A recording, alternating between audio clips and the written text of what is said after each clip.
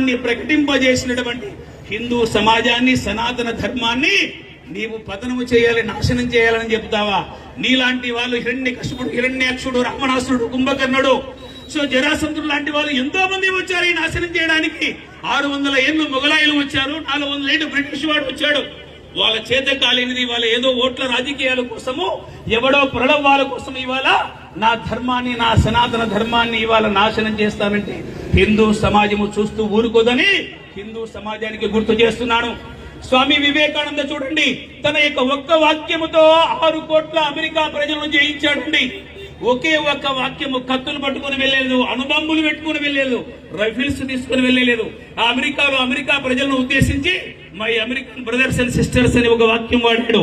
America సోదర సోదరీమణులారా అని చెప్పేసి, దట్స్ అవర్ ఐడెంటిటీ, మన యొక్క గుర్తింపు అది. ప్రతి స్త్రీ కూడా మన యొక్క సోదరిని మనం భావిస్తాం.